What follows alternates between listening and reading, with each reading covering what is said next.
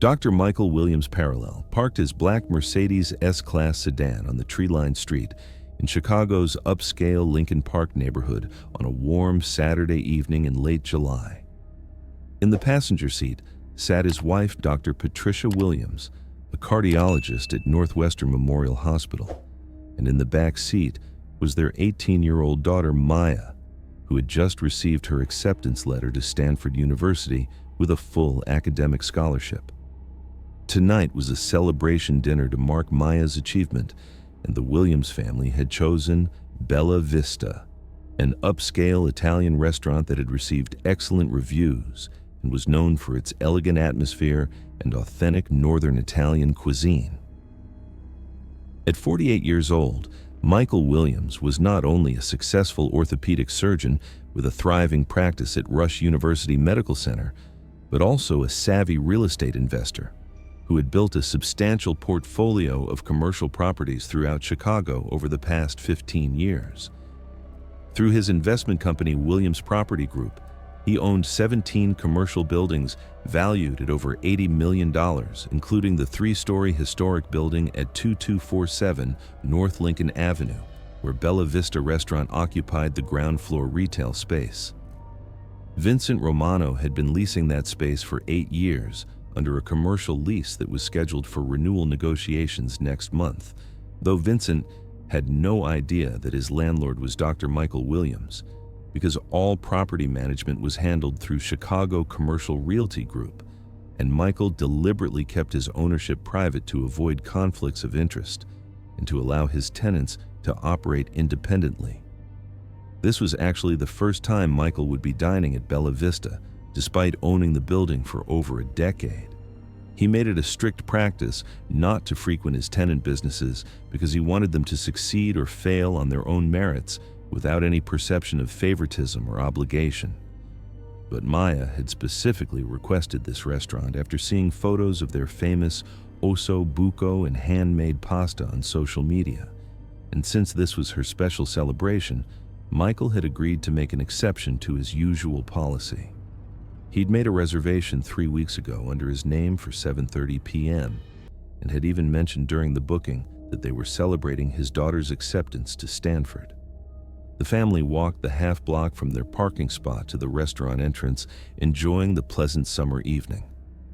Maya was excited and chattering about her plans for Stanford, the classes she wanted to take, and the research opportunities she hoped to pursue in biomedical engineering. Patricia smiled and squeezed Michael's hand in shared pride at their daughter's accomplishment.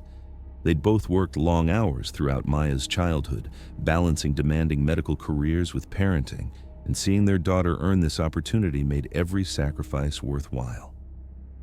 They reached the elegant entrance with its hunter green awning and brass fixtures, and Michael held the door open for his wife and daughter.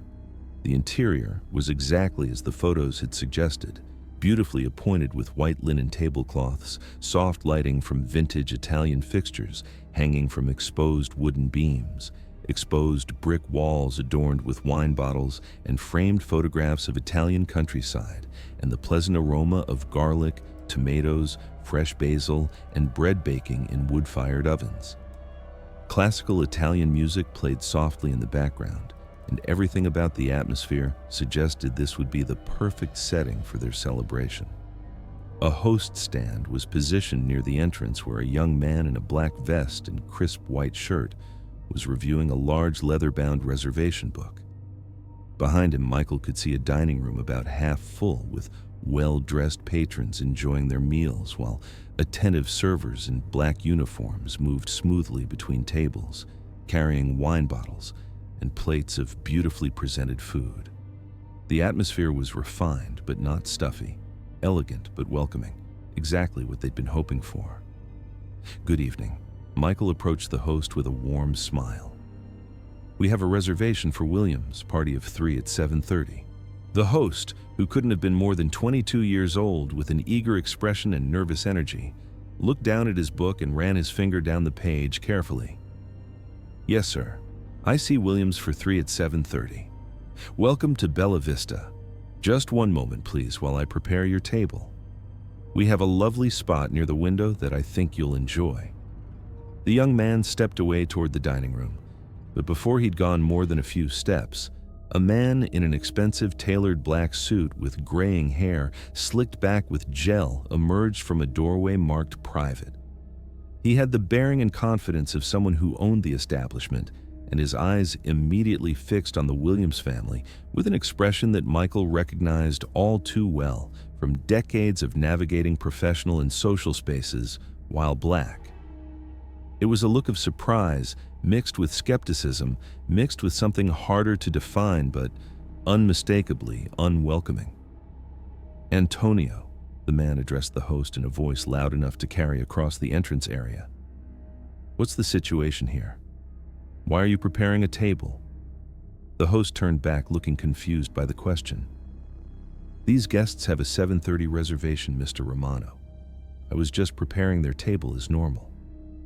Vincent Romano, for that's clearly who this was, walked over to the host stand with purposeful strides and made a show of examining the reservation book himself, running his finger down the page as if double-checking. "Williams' party of 3.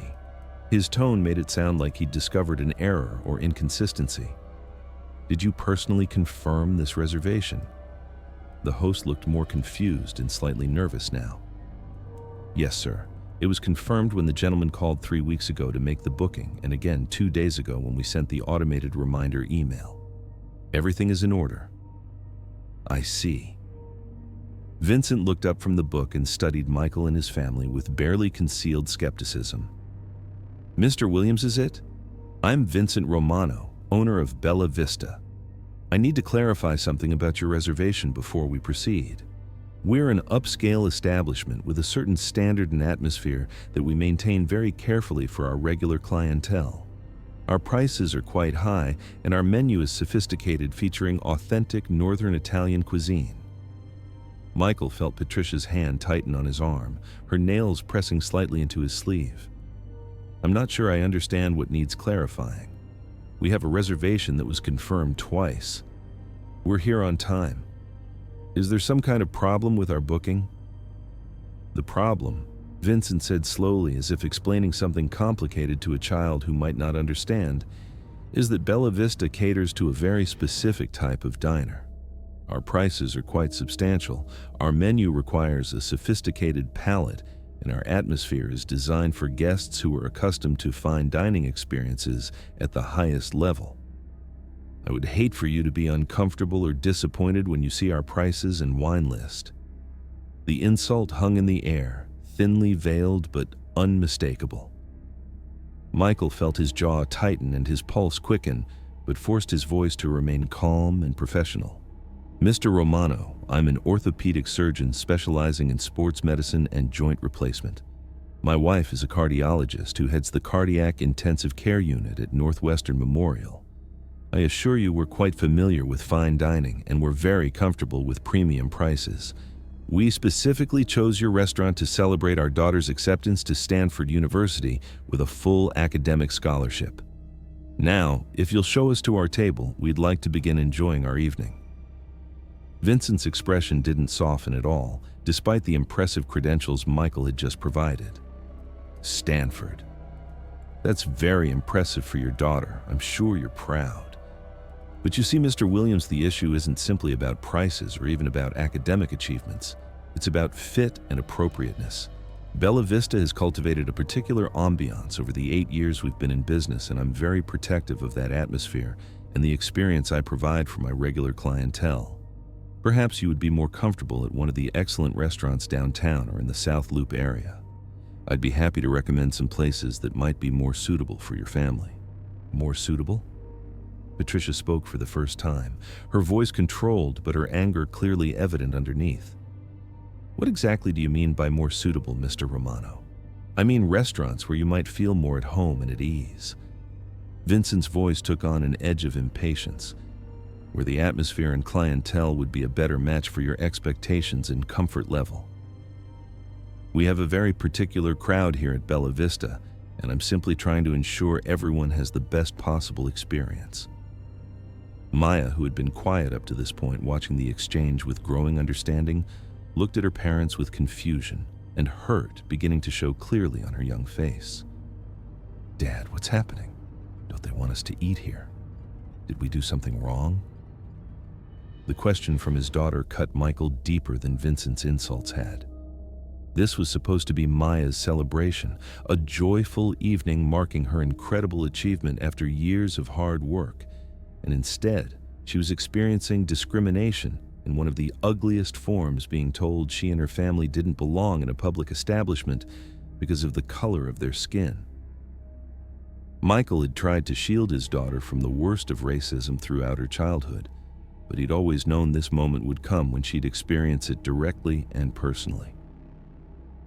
Mr. Romano, Michael's voice was quiet but carried an unmistakable edge of steel underneath the calm surface. Let me be very clear about what's happening here so there's no misunderstanding. You're refusing to seat my family despite our confirmed reservation made 3 weeks in advance. You're suggesting we would be more comfortable elsewhere without any legitimate business reason.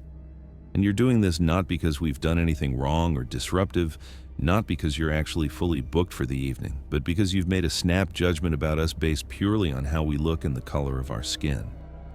That is discrimination, and it's illegal under federal and Illinois state public accommodation laws. I'm not discriminating against anyone. Vincent's face was reddening now, his voice rising slightly. I'm exercising my right as a business owner to maintain the standards and atmosphere of my establishment. I don't have to seat people who I believe will disrupt the experience for my regular paying customers who expect a certain environment. Disrupt the experience. Michael looked around the dining room where several diners had now stopped eating entirely and were openly watching the confrontation unfold. We haven't raised our voices. We haven't been rude or inappropriate. We haven't done anything except arrive on time for a reservation we made in good faith weeks ago. The only person disrupting anything here is you, Mr. Romano. I'm going to have to ask you to leave my restaurant now. Vincent pulled his phone from his pocket with a theatrical gesture. If you don't leave voluntarily, I'll call the police and have you removed for trespassing on private property. Michael pulled out his own phone and opened the camera app, beginning to record video. Please do call the police. I want this entire interaction documented fully. And while you're making calls, you might want to call your property manager at Chicago Commercial Realty Group and ask them a very specific question. Ask them who actually owns the building you're standing in right now. Vincent paused, his finger hovering over his phone screen. What are you talking about? What does the building ownership have to do with anything? This building, 2247 North Lincoln Avenue. Michael's voice was calm now, almost conversational in tone. The 3-story historic brick property built in 1924 with approximately 8,500 square feet of total commercial space. You lease the ground floor, which is about 3,200 square feet for your restaurant. Your lease is handled through Chicago Commercial Realty Group. Have you ever wondered who the actual property owner is? Have you ever asked who you're paying rent to every month? Vincent's expression shifted from angry to uncertain. I lease from the management company. That's standard commercial practice. What does that have to do with this situation? It has everything to do with this situation. Michael slid his phone back into his pocket since he'd captured enough video evidence. My name is Dr. Michael Williams, and I own Williams Property Group, a commercial real estate investment company. I purchased this building 12 years ago as part of my portfolio of Chicago commercial properties. You've been paying rent to my company for the past 8 years, though you didn't know it, because we use Chicago Commercial Realty to handle all property management, tenant relations, and rent collection. Your current lease expires on September 30th, which is about 60 days from now. Renewal negotiations were scheduled to begin next month. The color drained completely from Vincent's face, leaving him looking pale and shocked. You own this building? This building? I own this building and 16 other commercial properties throughout Chicago with a combined value of over $80 million. Patricia is my wife of 22 years. Maya is our daughter who just earned a full academic scholarship to one of the finest universities in the country. And you just refused to serve us dinner in a restaurant that operates in a building I own because you decided based on nothing but our appearance that we didn't fit your clientele standards. Mr. Williams, Vincent's voice had lost all its earlier authority and confidence. This is a terrible misunderstanding. If I had known who you were, if you had known who I was, you would have seated us? Michael cut him off sharply. So discrimination is acceptable as long as you're discriminating against people who don't have power over your livelihood? That's your moral standard? That's your defense? No, that's not what I meant at all. Vincent was backing away now. His confident posture collapsed. Please, let's start over. I'll seat you at our best table right now. Dinner will be completely on the house. I apologize sincerely for any confusion or miscommunication. There's no confusion and no miscommunication. Michael's voice was firm and final. You made yourself perfectly clear. You don't want black customers in your restaurant regardless of their qualifications, accomplishments, or ability to pay. You were willing to violate federal and state public accommodation laws because you've apparently been getting away with this behavior for years with no consequences. He turned to Patricia and Maya. Let's go. We're not eating here tonight or ever. Wait, please.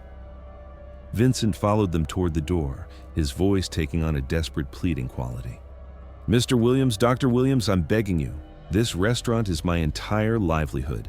I've invested everything I have in this business. I have employees who depend on me. Don't destroy what I've built over one mistake. One mistake? Michael stopped at the door and turned back to face Vincent directly. How many other families have you turned away, Mr. Romano? How many black customers have been told they would be more comfortable elsewhere? How many celebrations and special occasions have you ruined because you couldn't see past your own prejudice and bias?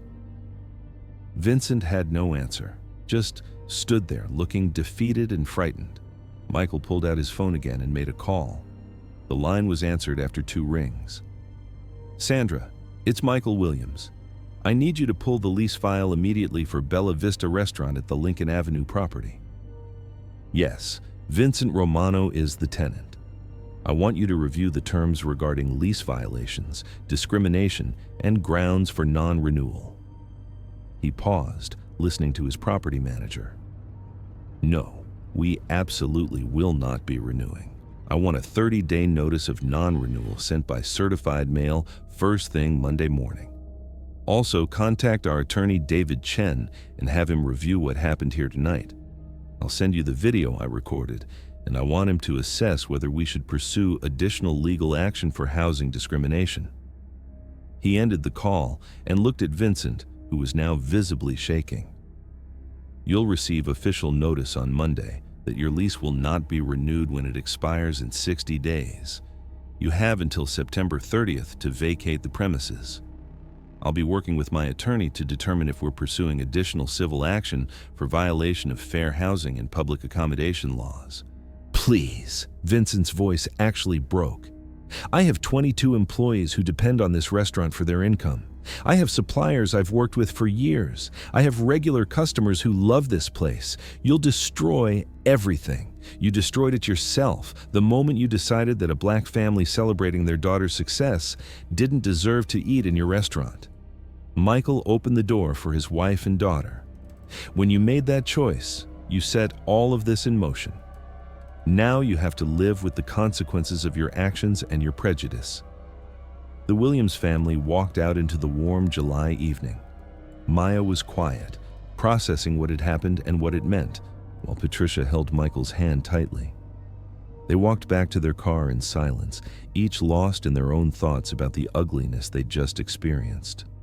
Once they were in the Mercedes with the doors closed, Maya spoke from the back seat, her voice small and hurt.